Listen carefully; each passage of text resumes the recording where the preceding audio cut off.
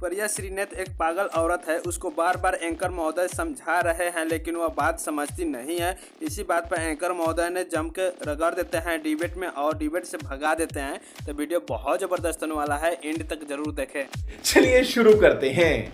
क्या कांग्रेस पार्टी चुनाव आयोग से 5:30 बजे जब मिलेगी तो ये डिमांड करेगी कि असम का चुनाव खारिज हो, नए सिरे से चुनाव हो, बैलेट पेपर से चुनाव? आप दो ना। और इन पर पुलिस कार्रवाई हो जिनकी गाड़ी में मिला है। रेजोल्यूशन तो बिल्कुल होनी चाहिए। तो ये तो गाइडलाइन है, ये तो इंडियन पीनल कोड है, इसमें हम क्या बोलेंगे? ये तो होना ही चाहिए प्राइवेट इंडिविजुअल के पास। दोबारा चुनाव मांगेंगे। एक बात बता दे, एआईसीसी का 2019 रेजोल्यूशन साफ तरह से अंकित करता है बैलेट पेपर से चुनाव। जब देश में बैलेट पेपर से चुनाव होगा, लोगों की विश्वसनीयता जगेगी। क्या ये अभी देश का चुनाव 2024 में आएगा। आज बात असम, बंगाल, केरल, पुडुचेरी की हो रही है, तमिलनाडु की हो रही है। अच्छा, और केस असम में आया है। और क्या आप असम में दोबारा चुनाव की मांग करेंगे? जो अभी 2 राउंड हो चुके हैं उसको खारिज करवा के नए सिरे से फिर से चुनाव?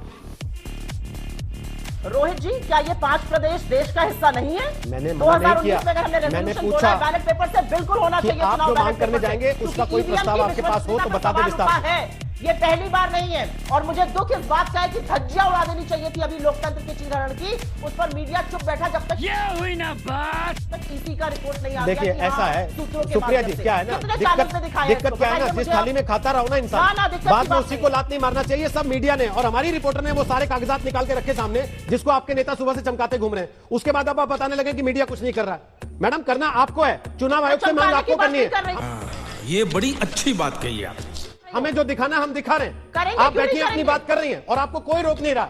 आपने खुल के अपनी बात कही है, इसलिए फिर ये करना कि सब करने के बाद एहसान नहीं कर रहा है, ये अच्छा नहीं लगता। अब मैं अजय जी को बीच में ला रहा हूं। अजय जी, एहसान नहीं कर रहे, आप भी मुझ पर एहसान नहीं कर रही है, मुझे गाली ना देके। आप भी मुझ पर एहसान नहीं कर रही है सुप्रिया जी, आप अपनी नौकरी कर रही है प्लीज। तो आप वो करिए और प्लीज यहाँ मुझे ना बताएं। जो आदमी मीडिया में रहते हुए नौकरी को छोड़ के चुनाव लड़ने चला गया, मुझे उससे सरमस नहीं चाहिए, ज्ञान नहीं चाहिए प्लीज। इसलिए सुप्रिया जी प्लीज अपना काम करें। अब मैं अजय आलोक को ला रहा हूँ चर्चा में।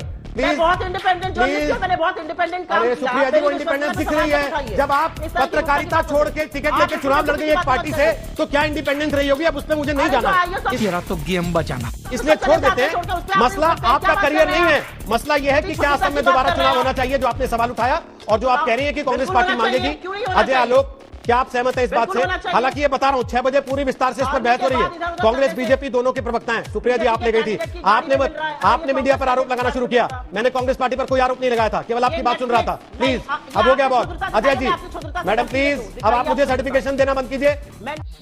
चड्ढा समझाओ इसे। अजय आलोक, क्या आप इस बात से सहमत हैं कि बैलेट पेपर से दोबारा चुनाव होना चाहिए? ये बताते हुए 6 बजे फिर पूरी बहस इसी पर होगी। बोलिए अजय। बैठूंगी नहीं please madam, please please madam, Rohit ji, please madam, Rohit ji एक बात प्लीज मैडम, नुक्कड़ रोहित जी एक बात प्लीज।